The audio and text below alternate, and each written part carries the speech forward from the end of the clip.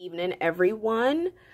So the class that I'm going to be talking about is macro social work practice. This is discussion number 4 with Arizona State University. So the question is, share 2 key characteristics of the organizational culture of your field placement. If you are not in a field placement, then use your place of employment or previous volunteer site. So the organization I'm going to be talking about, and I will not give their name, works directly with families and children, mainly with children that have been brought into our care because of substance abuse, mental health, or maybe homelessness of their families. What we're trying to do is basically like place the children back with them as early as possible, given the family is able to care for them. So when they come to us, we're basically like a one-stop shop for the families. We're given mental health evaluation, substance abuse assessment, anger management assessments. And then once we get those assessments back, based on the recommendations is how we sort of move forward with the treatment plan for each individual. At that time, we'll then refer them out for classes, maybe AA meetings, different classes that can sort of like help them get themselves back on their feet to have their children back in their care. In your response, provide context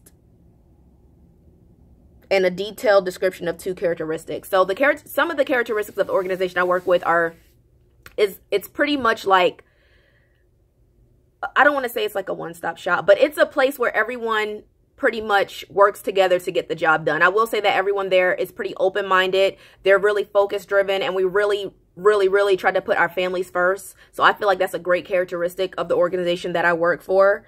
How are the characteristics challenging and supportive of the work environment?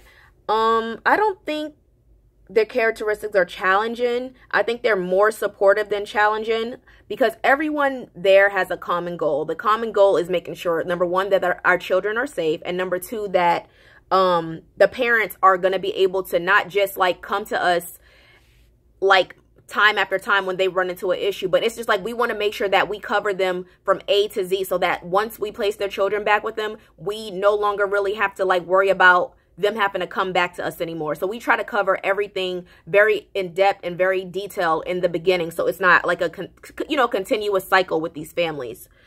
So what stage of tribal leadership do you think best describes your organizational culture?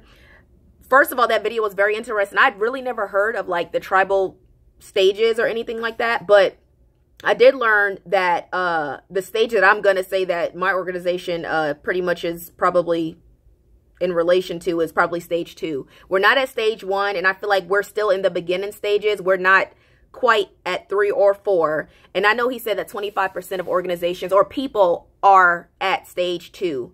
And I know it's like the life sucks stage, so he says, but I feel like it's just not. It's just like I want to say it's like a new beginning stage. I don't want to say it's life sucks. Maybe your life might be sucking at the moment, but that's the moment when you realize that your life might suck and it's like time to make a change. So I'm going to look at stage 2 as not the life suck stage. It's going to be like the new beginning stage. Bye.